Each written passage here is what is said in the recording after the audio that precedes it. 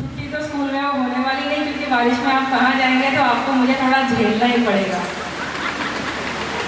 तो सबसे पहले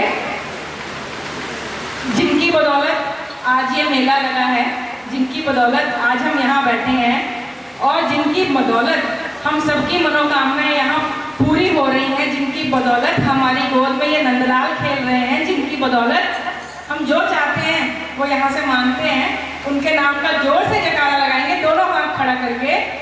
जयकारा बाबा हरीशाह जी का, बोलिए सच्चे दरबार की जय। दाता जी का जयकारा, जयकारा गौस पाक 11वीं वाली सरकार जी का, बोलिए सच्चे दरबार की जय। जिसके लिए ये कथा हो रही है, जयकारा गौ माता जी का, बोलिए सच्चे दरबार की जय। महाराज जी का आदेश हुआ तो मुझे हंसी भी आई कि मैंने लोग बोर हो जाएंगे महाराज जी मैं रोज रोज सुन करके, पर फिर भी जैसे कि हमने अभी सभी ने कृष्ण जन्म मनाया, जब महाराज जी ने आदेश दिया कि कृष्ण स्वरूप जो बच्चे हैं उनको लेकर आओ, तो जब कृष्ण जन्म शुरू हुआ कितनी जोर की बारिश हुई, कितनी जोर की बारिश, और उसके बाद जब हो गया हमने उत्सव मना लिया तो बारिश भी शांत हो गई। तो इससे ज्यादा हम क्या परीक्षा लेंगे भगवान की, और इससे ज्यादा हम क्या चमत्कार देखना चाहेंगे। बहुत दिल खुश हुआ, बहुत दिल खुश हुआ। बाकी गौशाला के लिए फिर से कुछ कहना चाहूंगी, जो कल कुछ रह गए थे, यहाँ आते आते यहाँ बोलते बोलते कुछ ख्याल निकल जाते हैं दिमाग से और कुछ नए यहाँ खड़े खड़े आ भी जाते हैं। दीदी जी ने बहुत कुछ बताया, मुझे तो शर्म आती है उनको आंटी बोलने में, इतने यंग लगते हैं वो, तो मैं आंटी बोलूँ या दीदी बोलूँ, मैं सब दीदी बोलती हूँ उनको। बहुत अच्छा बोला दीदी जी ने। यही कहना चाहूंगी कि जो जिसमें जितना सामर्थ्य है वो करते जाइए। अगर आपको महाराज जी ने धन से नवाजा है तो आप धन से सेवा कीजिए। अगर आपका शरीर बलिष्ठ है, आप युवा हैं, आप जवान हैं, आपके घुटने आपकी कमर सब काम करती है, तो आप गौ माता की अपने श्रम दान कीजिए, आप वैसे सेवा कीजिए। और अगर आप कुछ भी नहीं कर सकते मेरे जैसे, तो दुआ जरूर दीजिए, क्योंकि दुआ कभी भी मोहम्मद सरकार जी कहते हैं कि अगर सच्चे दिल से दुआ की जाए वो कभी रद्द नहीं होती है, या वो कबूल हो जाती है या वो सही समय आने पर रख दी जाती है सही समय के लिए, और वो सही समय पर कबूल होती है। तो आप हमारी गौशाला के लिए, हमारे महाराज जी के लिए जरूर दुआ कीजिए। और जैसे जब हम पर कोई संकट आता है तो हम दौड़े दौड़े गौशाला में आ जाते हैं कि महाराज जी आज बुधवार है, बच्चा पढ़ाई में अच्छा नहीं है, तो पंडित जी ने बताया कि हरा घास दान कीजिए, तो हमारे को बुधवार को हमारी गौशाला में घास आ जाता है। तो मेरे को ऐसा लगता है कि ठीक है, हम अपने दुख टालने के लिए गौ माता के चरणों में आ जाते हैं। गौ माता बेचारी हमारे सारे ग्रह अपने सिर पे ले लेती है, खा लेती है, जो हम अपने बच्चे पे बाहर कर रोटियां देते हैं, पेड़े देते हैं, उसके जन्मदिन पर देते हैं, सब खा लेती है। बस ये एक अनुरोध करना चाहूंगी कि आप गाय से प्रेम कीजिए। अगर आप दुख में गौ माता के चरणों में समर्पित होते हैं तो अपने सुख में भी गौ माता को थोड़ा स्थान दीजिए। जब भी आपके घर में कोई खुशी का माहौल होता है, कुछ बात होती है, तो गौ माता के लिए जरूर गौदान थोड़ा अलग से रख लीजिए। और रोजमर्रा की जिंदगी में भी छोटे छोटे काम हम ऐसे कर सकते हैं कि उसमें पैसा नहीं लगता। आजकल सर्दियों में तो गोभी और मटर के छिलके बहुत होते हैं, तो उसको कभी मत फेंकिए, वो इकट्ठा कर लीजिए और किसी भी बाहर वाली गौ को या गौशाला में आके दे दीजिए। बाकी अपना जीवन है समर्पित कीजिए। जब तक आप काम कर रहे हैं, आपने आजीविका कमानी है, पैसे कमाने हैं, अपने बच्चों को पालना है, पालिए। लेकिन जब आप सेवानिवृत्त हो जाए, आपके पास कुछ खाली समय बचे, तो कुछ ऐसा किया जाए जिससे हमारी जिंदगी संवर जाए, हमारा अगला जीवन संवर जाए, या हमारे बच्चों का जीवन संवर जाए। ऐसे ही छोटा सा एग्जाम्पल, हम घर में बात कर रहे थे, मेरे दीदी नीलम दीदी भी साथ बैठे थे, तो मैं अपने पतिदेव जी से बात कर रही थी। मैं क्या 7-8 साल बच गए रिटायरमेंट को, तो पेंशन भी नहीं है, तो क्या करेंगे अब? तो उन्होंने बड़े ही सहज तरीके से जवाब दिया। मैं क्या करना है आपने? कहते तू पढ़ा, बाकी गौशाला देखनी, गौ माता देखेगी अपने आप। तो ऐसा आप कर सकते हैं, बहुत अच्छा लगता है, बहुत दिल को तसल्ली होती है, भीतर से बहुत आनंद आता है जब हम गौशाला में समय बिताते हैं। कुछ आप गाय को लेके जाइए, 1 बार 2 बार लेके जाएंगे, वो आपको ऐसी प्रेम भरी आंखों से देखेगी, आपको इतना आनंद आएगा। आप उसके शरीर पर हाथ करिए, आप उसके बछड़े से प्यार कीजिए, आप उसकी छोटी बच्चियां से प्यार कीजिए, बहुत अच्छा समय निकलता है। और ज्यादा कुछ नहीं बोलूंगी। एक बात और कि जैसे कल महाराज जी फॉर्म भरने की बात कर रहे थे, तो एक महानुभाव आए थे, वो फॉर्म भरने आए गौशाला में, तो उन्होंने बोला मतलब महाराज जी के वचनों से बहुत प्रभावित हुआ मैं। फॉर्म तो भर दूंगा, पर आप पहले ये बताइए कि आप फॉर्म भरवाते क्यों हैं, इसका क्या उद्देश्य है। तो मैंने उनको समझाया कि फॉर्म भरने का सिर्फ यही उद्देश्य है कि इसमें लिखा है कि आप एक गौ सेवक हैं, आप गाय से प्रेम करते हैं और आप इस गौशाला से जुड़े हैं, और जब भी महाराज जी को कुछ आवश्यकता पड़ेगी ऊपर प्रशासन से कुछ मांगने की, आप कहीं जाते हैं कि गौ के लिए कुछ करना चाहते हैं, तो सबसे पहले यही प्रश्न किया जाता है महाराज जी से कि महाराज जी आपके साथ कितने लोग जुड़े हैं। क्योंकि राजनीति है, सबको अपनी अपनी वोटों की फिक्र होती है, वो पूछते हैं कि महाराज जी आपके साथ कितने हैं। तो हम ये बताना चाहते हैं, इस फॉर्म को भर कर हम ये बताना चाहते हैं कि हमारे साथ इतने लोग जुड़े हैं, और अगर कल को गाय माता पे कोई मुसीबत आती है तो हम महाराज जी का साथ तहे दिल से देंगे। सिर्फ इसलिए हम ये फॉर्म को भरवाते हैं। आप सदस्य बनिए, और पैसे की आपसे कोई मांग नहीं है, बस आप अपने दिल में गौ माता को स्थान दीजिए, गौ माता से प्रेम कीजिए, इसीलिए ये फॉर्म भरवाया जाता है। बाकी एक छोटी सी बात और ये भी थी कि जैसे कल आपको बताया था मैंने कि आप अगर आपके पास घर में गाय नहीं है तो आप गौशाला में कोई अपने नाम की गाय रख सकते हैं। महाराज जी ने थोड़ा बताया कि ठीक है, अगर आप मन से सेवा करना चाहते हैं तो अब हमारे जो कर्मचारी रखे हुए हैं उनको तनख्वाह भी देनी पड़ती है, तो 1500 या 2000 रुपये अगर आप दे सकते हैं तो आप दीजिए। लेकिन अगर घर बैठ के सोचा जाए, अभी आपको एक बात में तो ज़्यादा लगेगा कि 2000 तो बहुत ज़्यादा है, लेकिन आप सोचिए कि अगर आप घर में भी गाय रखेंगे तो क्या महीने का खर्चा उसका 2000 होता है? नहीं, बहुत ऊपर चला जाता है। तो इस तरह से अगर आप ऐसा करना चाहें तो आप धन से भी सेवा कर सकते हैं। बाकी और ज़्यादा कुछ नहीं बोलूँगी और ज़्यादा समय नहीं लूँगी, बस गाय से हमें प्रेम हो जाए, इसके सिवा और कथा का कोई उद्देश्य नहीं है, महाराज जी का कोई उद्देश्य नहीं है। समय का ध्यान रखते हुए 2-3 मिनट में अपने मन के भाव गौशाला के बारे में, दरबार के बारे में यहाँ रखेंगे। कृपया ध्यान से सुनिए। डॉक्टर गणेश जी चिंतपुर्णी से।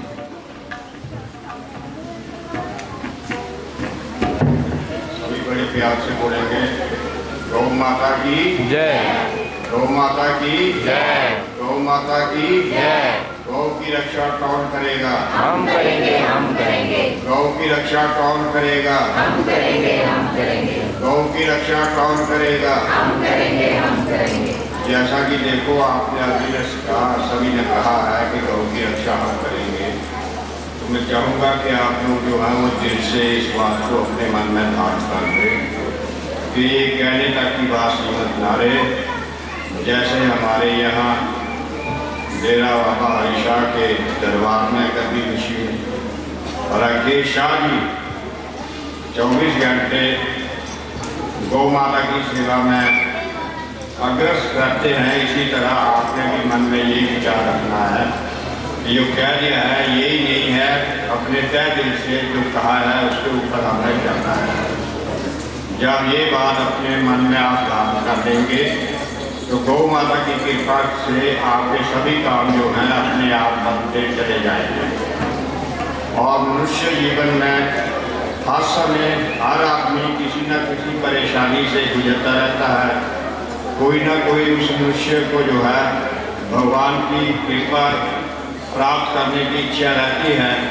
तो यदि हम तन मन धन से गौ सेवा में जुड़ जाएंगे तो मैं समझता हूँ कि आप कोई भी भगवान की कृपा से अलग नहीं रह सकता। भगवान की कृपा आपके ऊपर खुद ही बरसेगी।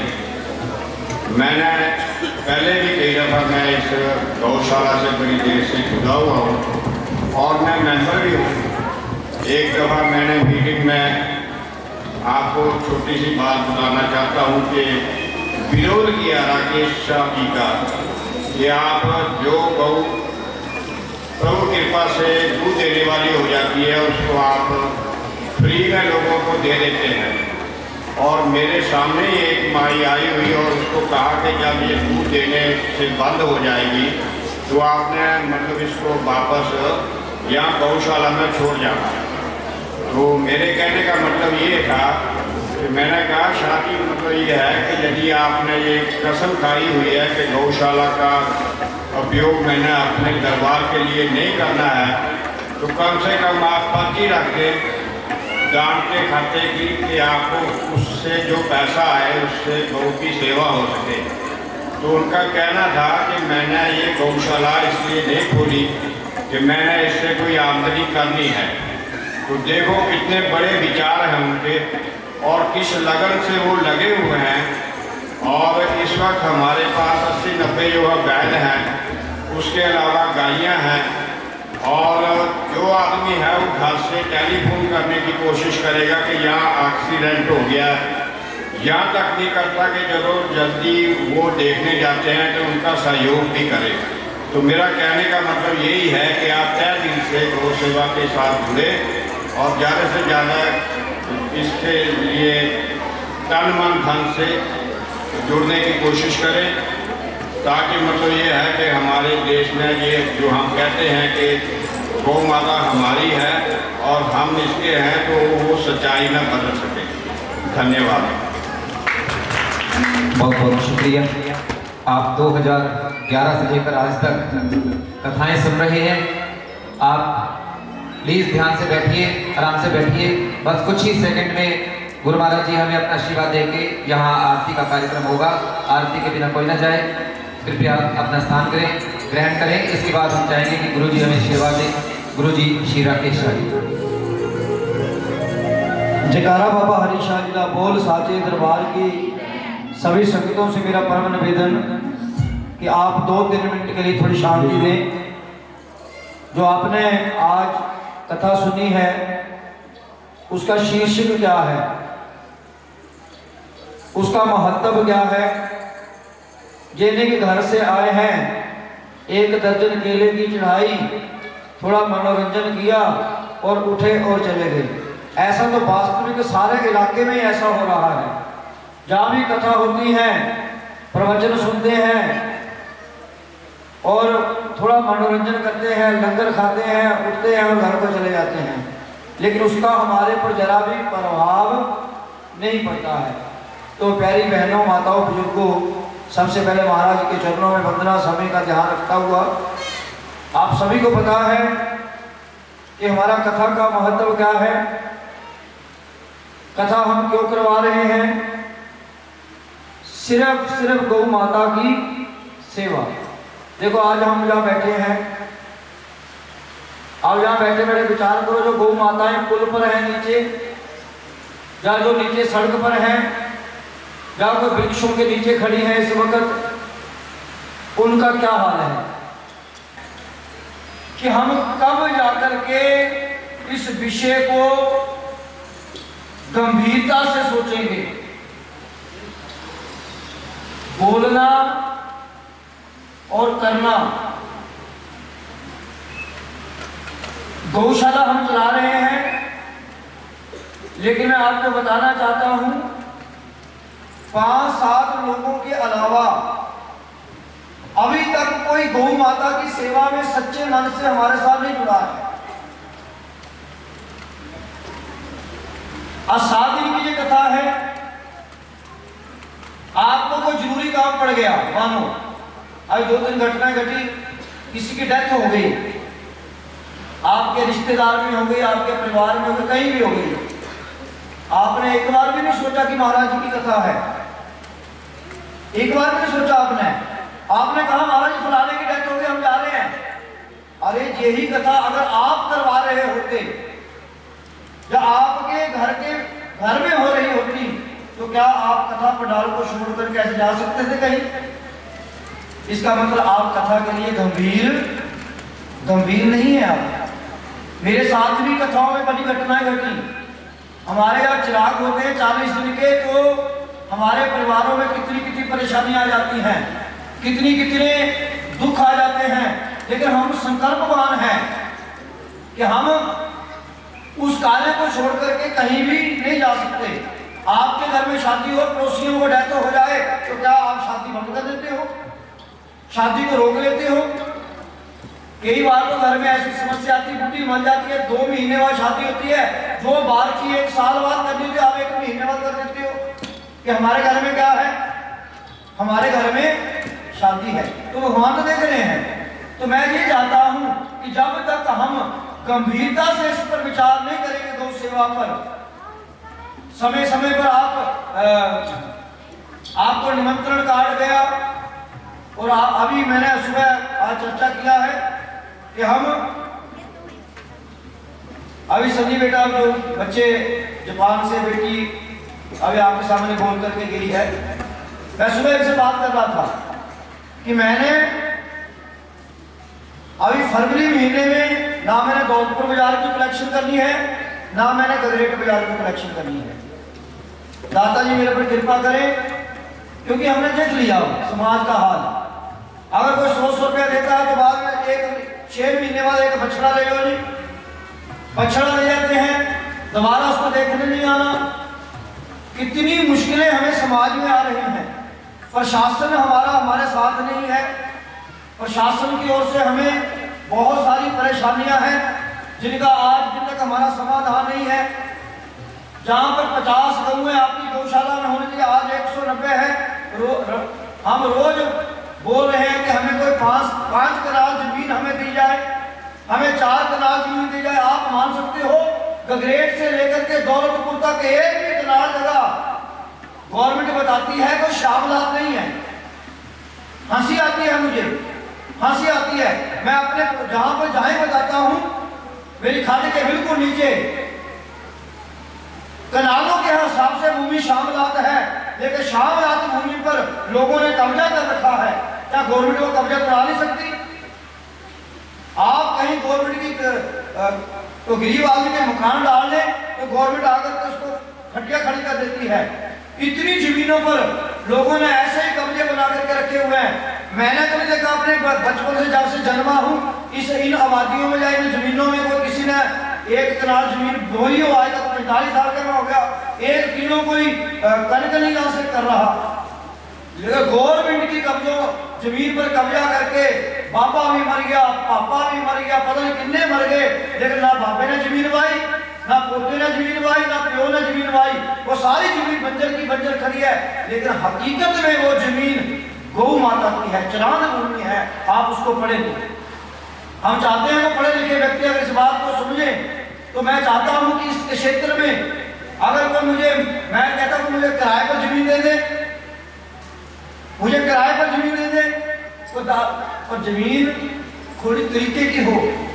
लंबी में तो मुझे कई जमीन मिल रही है ऊपर 5 किलोमीटर जंगल में जाकर के, लेकिन उस भूमि का मुझे फायदा होने वाला नहीं है। आप किसी प्रशासन से बात करो, मतलब शामिलात कहाँ है? हमें क्या पता शामिलात कहाँ है? वो तो पटवारी बताएगा। मुझे हैरानी हुई, हम पटवारा खाने जाते, कहते हैं एक मरला भूमि नहीं है यहाँ पर शामिलात। लोग जब हम कागज पढ़ते हैं तो जैसे शामिलात पर लोगों ने कब्जे बना करके रखे हुए हैं। क्या वो भूमि छूट नहीं सकती? ये हमारे 97 कनाल जमीन है, पुल के नीचे कितनी खंड जो है इसका केस लगा हुआ है। ये 97 में 100 कनाल भूमि जो है ये सारी शामिलात है, लेकिन इस पर कुछ गैर लोगों ने कब्जे बना करके रखे हुए हैं और अड़िंगे डालते रखे हैं। कोई रास्ता बने तो अड़िंगा डालते हैं। अब ये कुछ सियां बन गई, 2 लोग आके खड़े हो गए। कोई रास्ता का गेट बनाना हो तार लगा करके, तब 10 लोग आके खड़े हो जाते हैं। ये इधर नहीं होना चाहिए, ऐसे होना चाहिए, वैसे होना चाहिए। इनके बापे भी मर गए, पापे भी मर गए उन्होंने, लेकिन वो रीत चली हुई है कि बनते बनते कमों में अड़िंगे डाल गया। तो प्यारी बहनों, माताओं, बुजुर्गों, ये एक बहुत गंभीर समस्या है हमारे सनातन धर्म की। आप कितनी कथा सुनते हो, जहां से कथा छूटेगी कहीं और लग पड़ेगी, उधर से छूटेगी, करने के जाते हैं वहां पर लंगर खाने। जब वहां पर मनोरंजन किया, आकर बताते महाराज जी फलाना कथावाचक तो बहुत अच्छा है, बड़ा अच्छा बोलता है। मैंने दुनिया गाय में डाल रहा है, वो कथावाचक अच्छा होगा, लेकिन वो कितनी गाय की सेवा करता है। बोलने, जब हम किसी को कुछ बोलेंगे तो हमें करना है।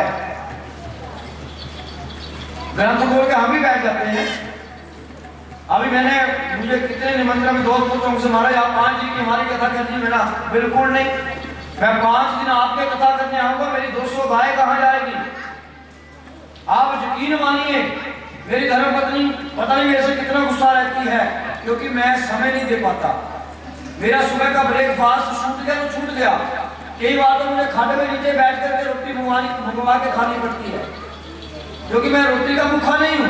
रोटी तो खा लेंगे, अगला जन्म पता नहीं कैसा मिलेगा, खाने के लिए मिलेगा। अब पशुओं का काम क्या होता है? खाना ही है।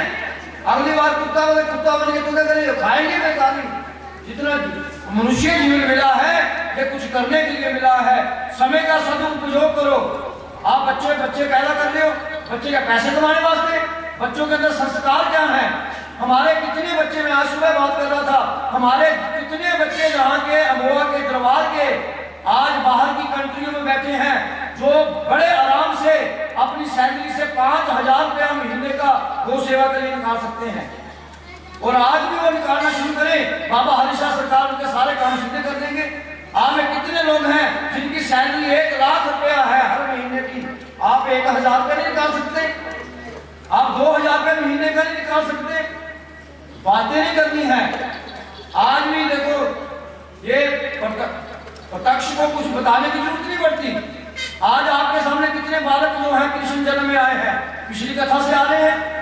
आज मैं आंकड़ा आता हूं तो आज भी 7 बालक गौ की कृपा से, बाबा हरिशाह की कृपा से आप बच्चों को लेकर आए कि लोकल बड़ी बड़ी अंदेश नहीं है। हमारा जो मनीष बेटा जिसके मम्मी यहाँ बैठे हैं, उसकी शादी में मैं गया, उसकी बारात में मैं गया और थोड़ा समस्या हो गई, थोड़ा बच्चा लेट होगा, लेकिन बाबा जी की कृपा हुई। अब कृपा हुई तो एक नहीं फिर जुड़वा बेटे पैदा हुए, तो बाबा जी की कृपा से कृष्ण बन के आए हैं। ये बेटा जोली से बैठा हुआ है, इसकी शादी हमने दरबार में की, आज दाता जी कृपा उनसे ही बालक हुआ। तो इतनी कृपाएं सभी पर हुई है। कोई एक व्यक्ति नहीं कह सकता कि बाबा हरिशाह जी के दरबार में आने से हमारे पर कृपा नहीं हुई। लेकिन आपने क्या कृपा की है, बोलो सच्चे दरबार की। जितने बच्चों ने आपने यहाँ आज मत्था टिकवाया, जो हमें दरबार से इंडिकेशन है कि जो बच्चा जहां का हो वो जेठे वीरवार को सुबह जहां पर पहुंच जाए परिवार सहित, महीने का 1 बार, और जहां से शाम को जाए। मैं कहता हूं 5 जेठे वीरवार आप करके देखो, आपके घर की सारी समस्याएं खत्म हो जाएंगी, सारी समस्याएं। लेकिन आप तो समस्या को खुद पैदा कर लेते हो। तो ये दरबार के कुछ नियम है। गौ सेवा कोई बहुत बड़ा काम नहीं है, अब हमारे लिए सब कुछ बना बनाया है। बात बताने की जरूरत है, बताओ।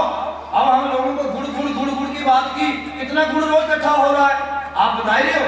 कल मैं अपनी बेटी प्रिया को बता रहा था कि आज आपने 2 पेटी गुड़ की मंगानी है, कल आपने किलो के लिफाफे नहीं रखने बेच देने को, जितने के आए जिस पैसे जैसे आए वैसे बेच लेने, उसमें कोई प्रॉब्लम नहीं रखना, ताकि हम इस कड़कती हुई ठंड में अपने नंदियों को, अपनी गौ माताओं को थोड़ा गुड़ दें, ताकि उनको ठंड से क्या मिल सके, राहत मिले।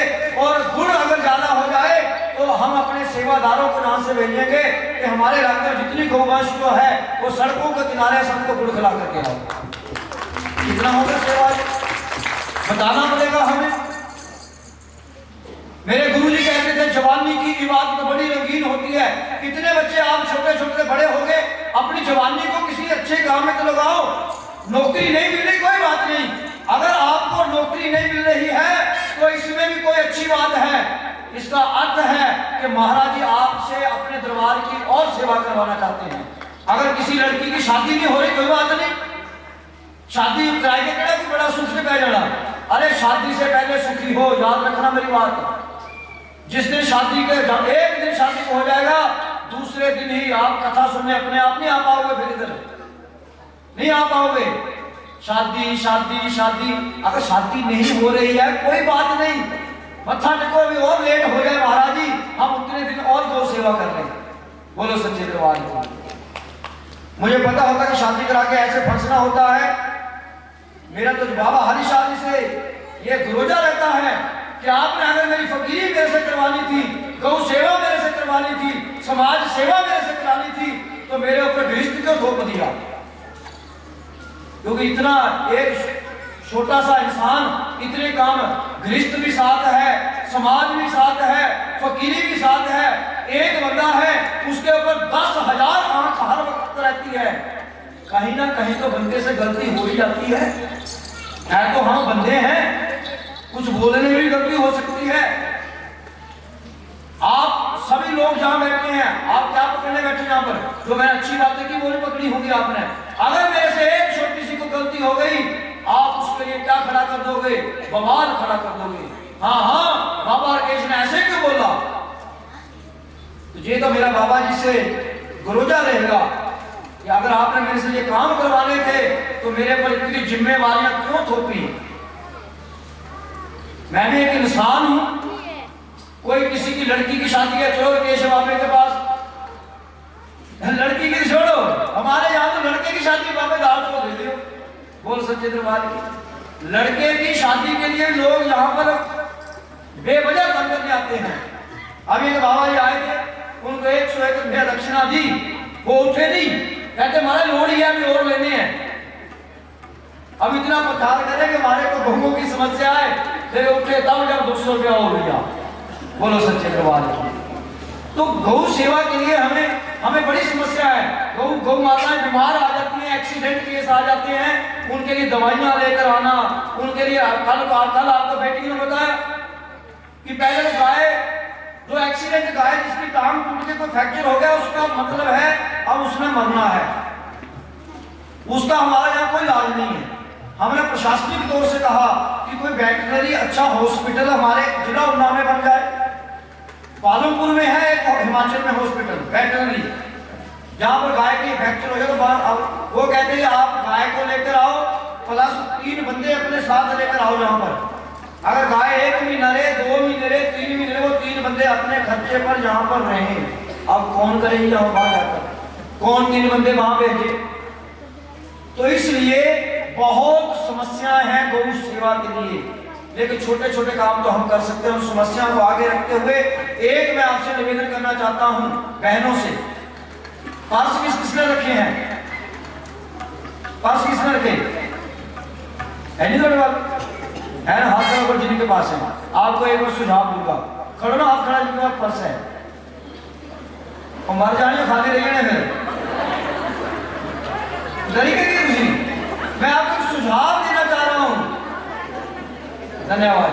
हाँ माता में 2 हैं, मैं पैसे नहीं लेने हैं, मैं आपको एक सुझाव देने जा रहा हूं कि जब आप पर्स खरीदो, क्या खरीदो?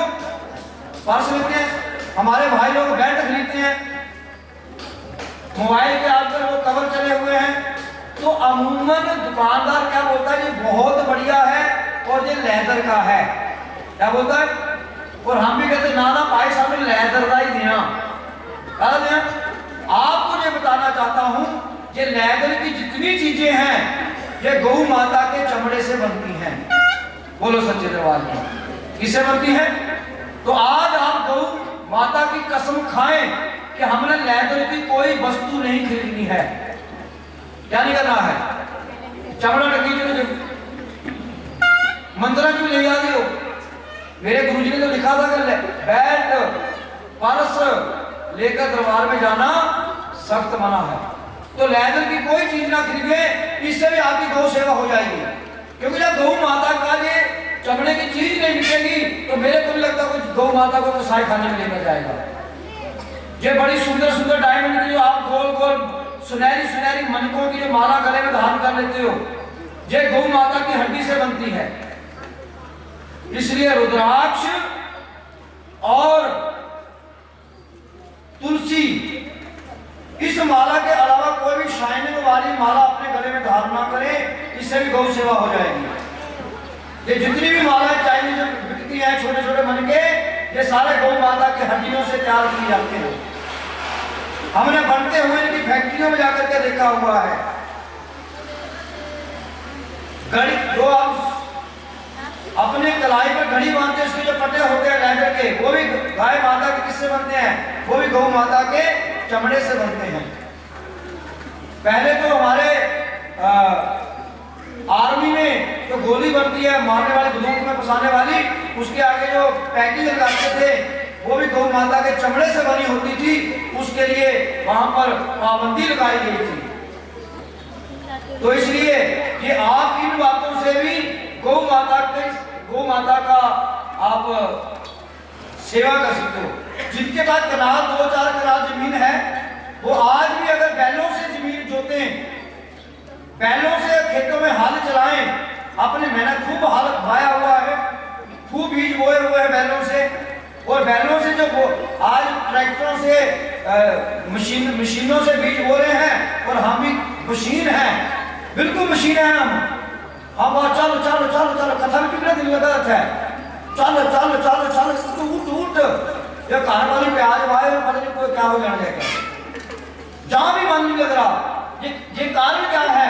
ये सारे जो मशीनरी से बनी हुई चीजें हम खाते हैं उनका असर हमारे ऊपर है। अभी आज की बात है, लोहड़ी है, इसलिए आपको मैं मुबारकबाद देता हूँ। एक हमारे यहाँ के भगत ने आज गौ पूजा करवानी थी, सुनो ध्यान से, क्या करवानी थी?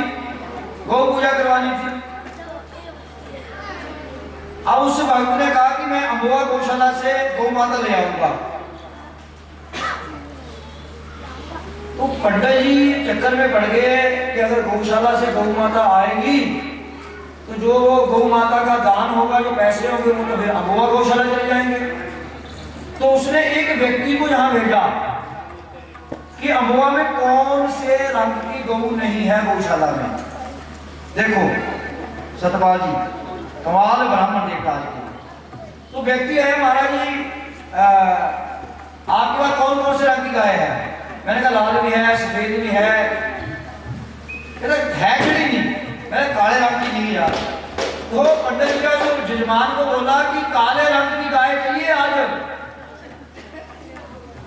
तो ग्रह चलेंगे तेरे।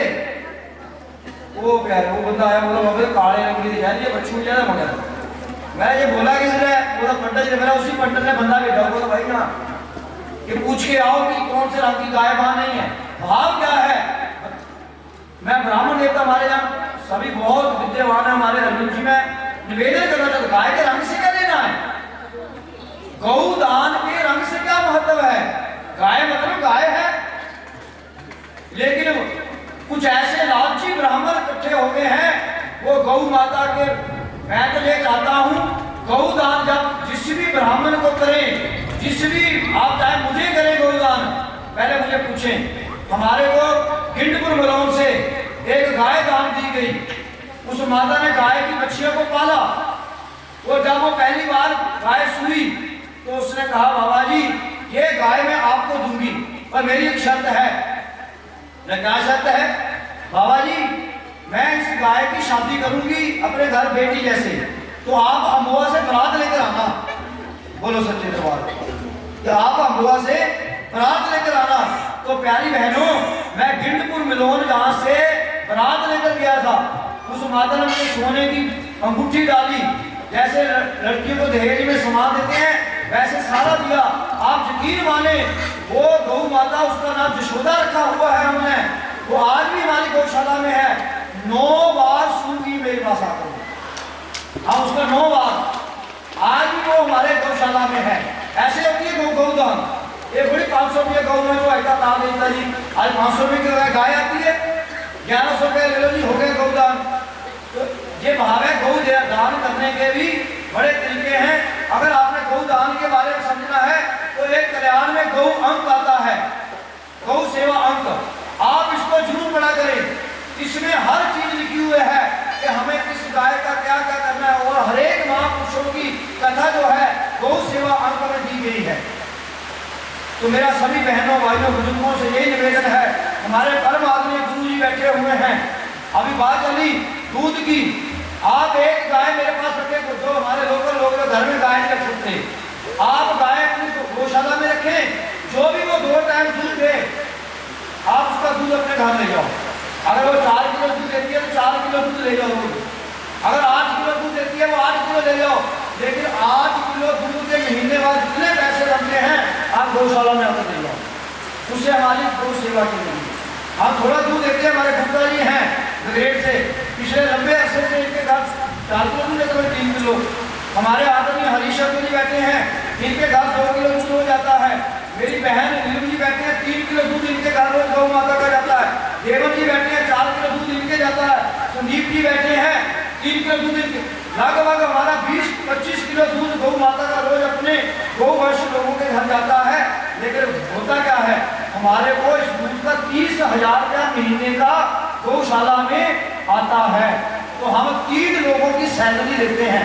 बोलो सच्चे दरबार की, आप ही कर लो, एक गाय आप ही अपनी ले लो, उसका खर्चा हमारा दूध आपका, और दूध के पैसे आपने देने हैं, उससे भी हमारी क्या चलेगी, उससे भी हमारी गौशाला चलेगी। तो काफी तरीके हैं गौ सेवा करने के। तो इन्हीं बातों से मैं अपनी वाणी को यहाँ विराम दूंगा। शाम को फिर कथा का प्रोग्राम है, क्योंकि बारिश लगी है, तो एक ध्यान रखना कि भगवान भी हमारी क्या लेते हैं, हमारी परीक्षा। एक बार आपको याद होगा कि आग सकाश करके भी हमने महाराज जी की कथा सुनी थी। वो भगवान अपना काम कर रहे हैं, भगत अपना काम कर रहे हैं, भगवान को अपना करने दो, हमें अपना करने दो। क्या होगा, आज जो बारिश में लोग घर बैठे हैं, यहाँ पर कौन सा कुछ कराना था, और इकट्ठे होकर सारे बैठे इतना आनंद आना वर्षा। मैं तो कह रहा 3 दिन लगी रे, बेटा कह पापा 16 फिर है, मेरा खूब लगे, बोलो सच्चे दरबार की ना कहीं जा। अभी बात कर रहे थे कि मैं कहा इतनी खंड आए, इतनी खंड के 7-8 दिन उतरा ही ना वो उतरे इधर आना ना इधर हमने आए इधर जान बोलो। अच्छा सुनो, चली भी जाएगी घर, क्या बना लोगे? अच्छा मरी जाना आगे होना, जब मर जाएंगे भी एक कामकार दूसरे दुकाना न्याणे पोते दोते ये सारे थे रही जाएंगे। बोलो सच्चे दरबार की। तो मेरा यही भाव है कि 3 दिन जो आपकी कथा के हैं, इनको बड़े अच्छे तरीके से आप बढ़िया तरीके से, सुबह हमारी प्रभात फेरी में इतना आनंद आता है, नाचते गाते हम प्रभात फेरी में। हमारे चाची जी हैं, नीले चाची जी हैं, पिंकी चाचा जी हैं, उनके बच्चे हैं, सारे सुबह चाय लेकर खड़े होते हैं, खूब हम आनंद लेते हैं, खूब प्रभात फेरी का आनंद आता है और कथा का खूब आनंद आ रहा है।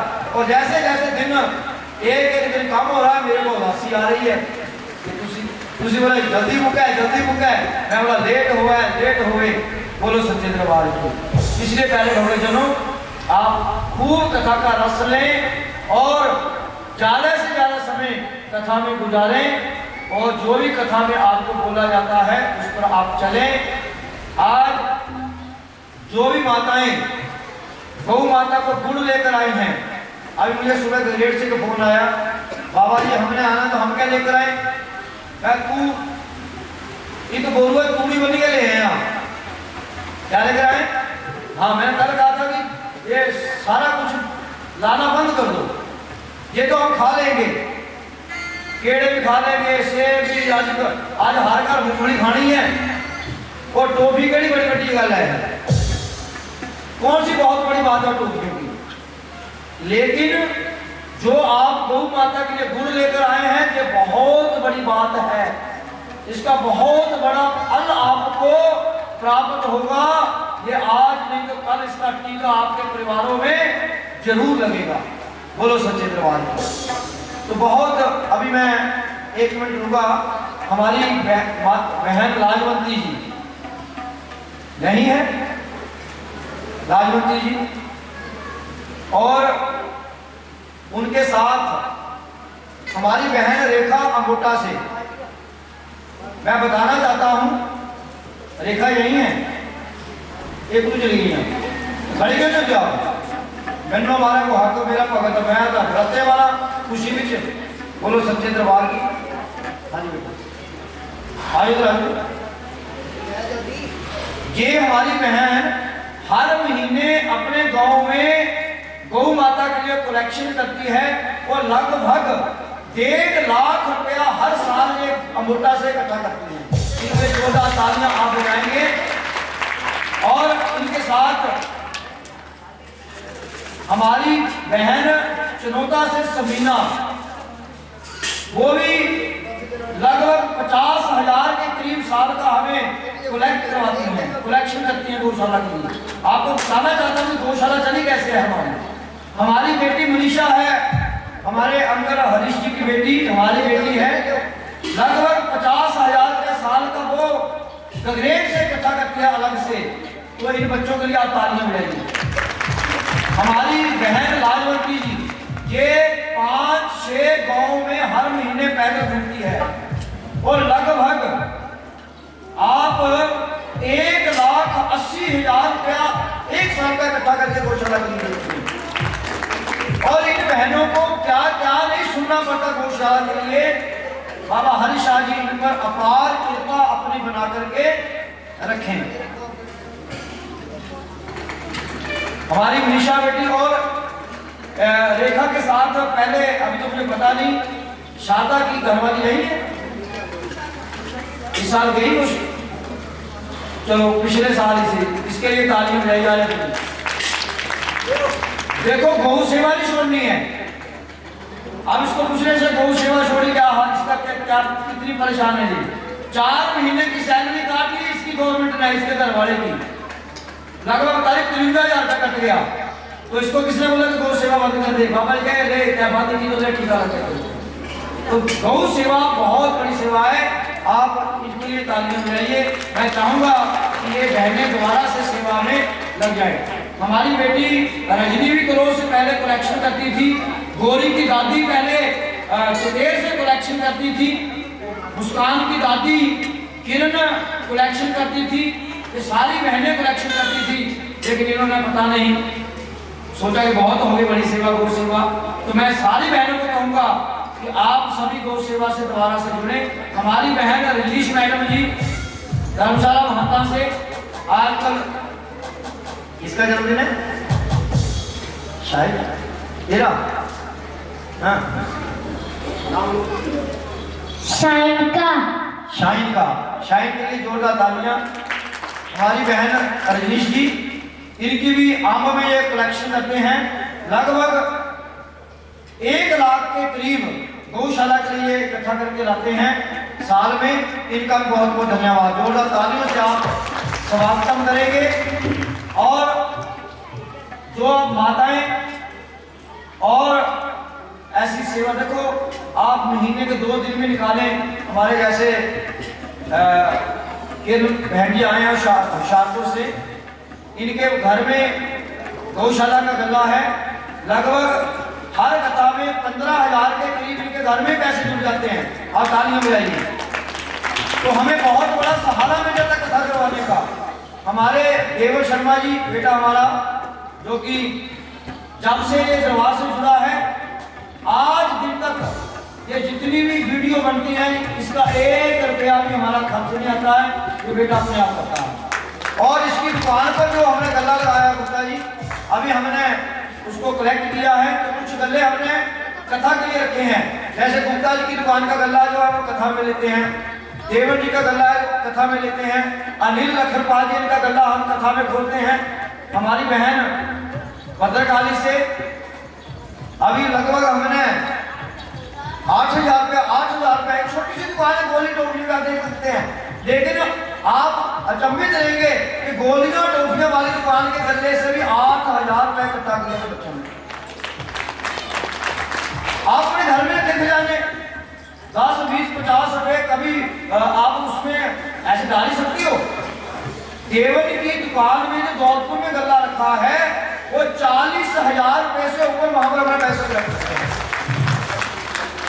ये खुद भी डालता है और जो वहां पर इनके संपर्क में लोग आते हैं, कोई 10, कोई 50, कोई 100। अभी हमें शिव स्टूडियो का गल्ला खोलना है वहां से। तो बहुत बड़ी सेवाएं जो हैं ये यहाँ पर होती हैं, ऐसे सेवाएं होती हैं। इन भक्तों के सहयोग से इतने बड़े कार्यक्रम होते हैं, तो जिन बातों को आपने बिल्कुल ध्यान रखना। और साथ में हमारे हर्ष मोहन जी भेड़ प्लेट से बैठे हैं। हमारी बेटी सुनीता, जब भी कथा की बात आती है और कथा से पहले हमें अपना स्टोर में जाना पड़ता है मुझे, लेकिन जब वो बेटी इस दुनिया में थी, हमारे पास ही थी, तो मैं कभी स्टोर में नहीं गया। वही दाने देखती थी, वही मेरे दाने, वही मेरे आटे, मुझे उसके होते कोई फिक्र नहीं होता था।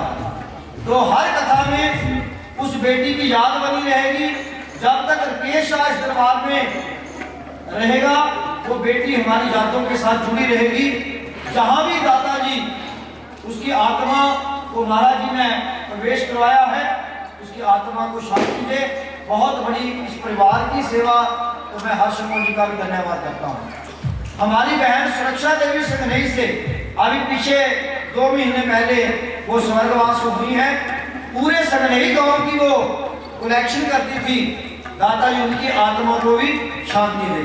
हमारे अंकल जी आदरणीय ओम प्रकाश धीर जी, उनका भी इस दरबार के साथ जब तक ये दरबार रहेगा इस परिवार का नाम जो है वो सुनहरे अक्षरों से लिखा जाएगा। बड़ी बड़ी मुश्किलें इस परिवार को दरबार में आई, लेकिन इतना कुछ होने के साथ बावजूद भी अभी आपको बता रहे थे कि परिवार में बात चलती है कि नौकरी के बाद क्या करेंगे, क्या करेंगे, क्या कहा कि दरबार में गौ माता की सेवा करेंगे। तो ऐसे कितने लोग हैं। आज फिर वो बच्चा जहाँ नहीं है जिनको मैंने बताया कि 2 बेटियां हैं, वो भी कहेगा महाराज हम सारी प्रॉपर्टी जो है वो हम हनी राजा जी के नाम करेंगे। मैं हनी को बोल रहा था, गाड़ी में बैठा, हम गए दोनों बाप बेटा उसके घर, तो मैंने उसको रास्ते में समझाया कि बेटा ये 165 कनाल भूमि ये आपको देगा, इसकी 2 बेटियां हैं, उनके आगे बच्चे होंगे। तो कहता पापा क्या करना। मैंने कहा जब भी वो शादियां करेंगे अपने बच्चों की तेरे को साधे लेनी पड़ेगी। जब ये इस दुनिया से जाएंगे दोनों मियाँ बीवी, तो तेरे को इनके 10-13 भी करने पड़ेंगे, क्योंकि जो व्यक्ति दुनिया से जाता है उसके बाद जो उसकी प्रॉपर्टी का मालिक बनता है वो उसका बेटा कहलाता है। और बेटा वो होता है जो जाने के बाद अपने बाप दादाओं की जो भी क्रिया कर्म उनके श्राद्ध जो भी है वो नियम अनुसार करें। तो ये सारी जिम्मेवारियां हैं हमारे ऊपर। कितनी बहनें बच्चे ऐसे परिवार हैं जिनकी जिम्मेवारियां हमारे ऊपर हैं, हमने लेनी है वो जिम्मेवारियां, हमको लेनी पड़ेगी। आपने हमारी इतनी जिम्मेवारी पकड़ी हुई है तो हम भी आपकी जिम्मेवारियां इस दरबार के माध्यम से आगे चल करके लेंगे। बहुत सारे बच्चे दरबार से हमारे श्री चंद्रमौली बेटा हमारा गैरी, जिसका भी पीछे एक दिन पहले बर्थडे था, जन्मदिन था, आज वो बच्चा सरहदों पर सेवा कर रहा है।